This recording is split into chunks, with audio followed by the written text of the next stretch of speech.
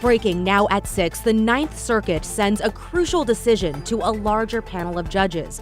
What this means for National Guard deployment in Portland.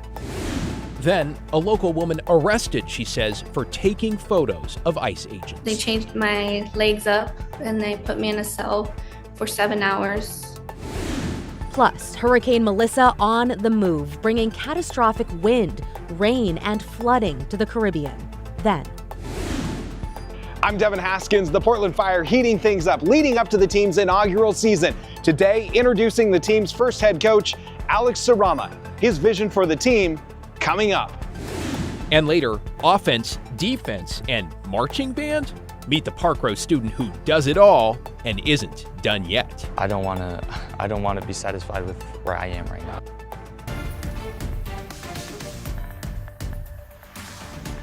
Good evening, everyone. We want to get right to breaking news with a major and significant decision from the Ninth Circuit Court of Appeals. the court has stopped the deployment of National Guard troops to Portland, at least for now. Our Kyle Laboshi is here now to explain what happens next. Kyle.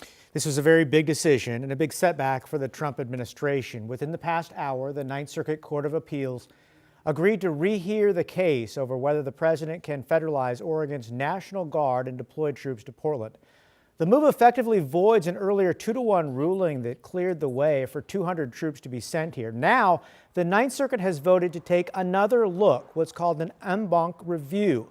11 judges will rehear the case. That means for now, the earlier ruling is off the books, and the National Guard cannot be deployed to Portland while temporary restraining orders are in place. Big news here, Kyle. It's worth noting we don't have any kind of timeline for the rehearing, at least not yet. What happens with the temporary restraining orders now? How long are they good for? Right, so there are 2 orders here. One order blocking the deployment of Oregon National Guard troops runs through Saturday. A second, broader order blocks all National Guard, not just those from Oregon, through Sunday. Keep in mind the judge could extend those orders. And what will the impact be, if any, the rehearing that is, on tomorrow's trial? Right, so big trial coming up tomorrow. It really won't have any impact as far as we know. It's still set to move forward. There's a lot on the line here. Oregon, California, and the city of Portland are suing the Trump administration over the troop deployment. They claim the president doesn't have the authority to send in federalized troops over the governor's objections. The feds argue, yes, he does. That trial begins tomorrow morning. Federal court, 9 a.m., expected to run 3 days. Busy 3 days for you. Yeah, thank you so much, Kyle, for your continued reporting.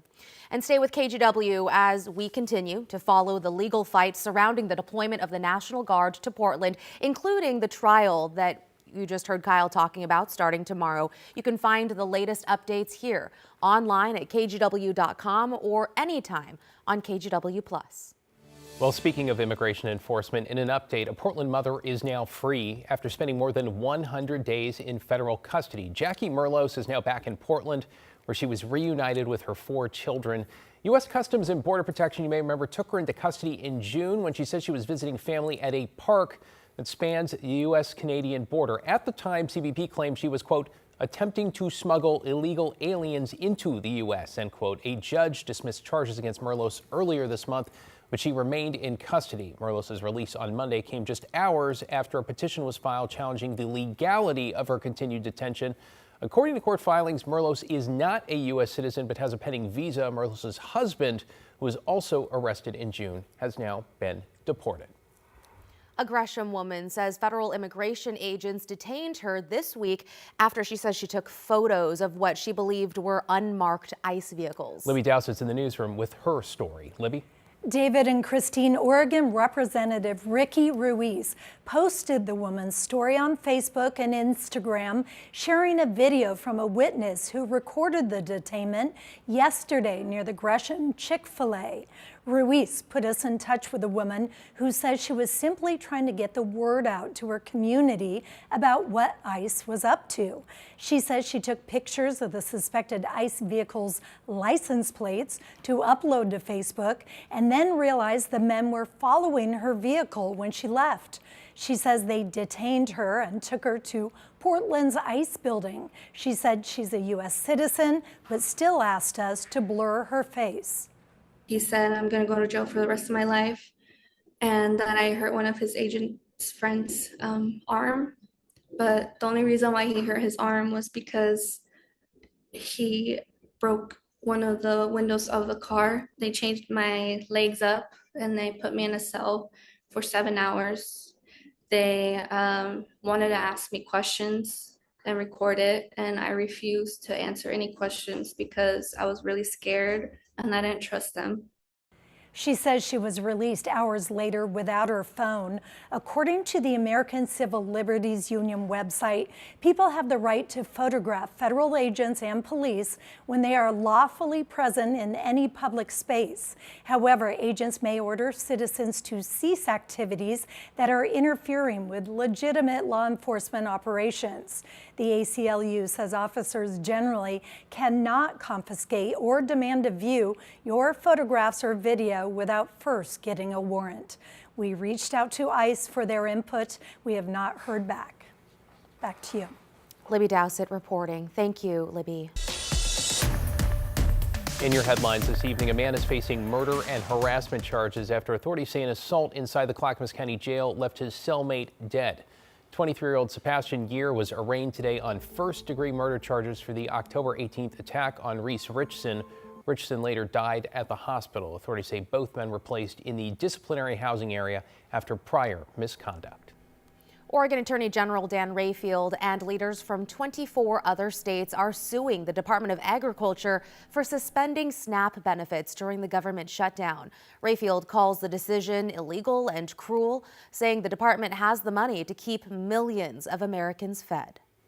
Anytime that there's a shutdown, they pass a contingency fund, and every president has used this contingency fund to make sure that Americans, Oregonians, have food during a shutdown. This is the first time in our country's history where we've had a president who said, you know what, I'm going to use food benefits for a political tool.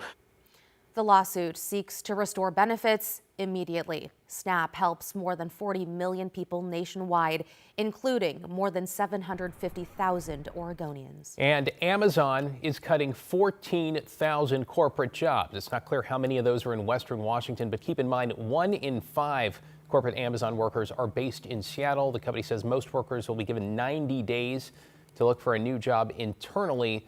The layoffs come as the company is ramping up its spending on artificial intelligence. Amazon also says more job cuts are possible. Matt? All right, David, thank you. This has got to be one of the best times of year for this Salem Skycam. The trees just on fire with fall foliage, the sky clearing out a bit, just beautiful. Temperature 55 degrees, but the clouds will be thickening and lowering overnight. We already have a few rain showers in western Oregon, but a bigger batch off the coast of Washington.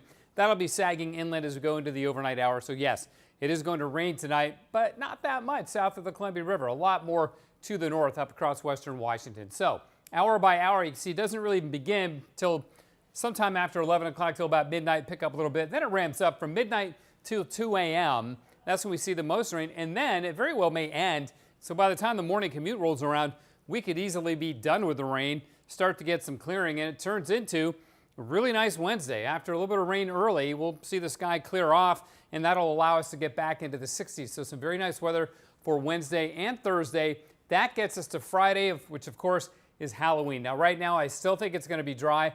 It's a close call. I'll explain that in a little bit later on. And we've got some great imagery of Hurricane Melissa as it made landfall in Jamaica. Guys? Okay, thank you, Matt.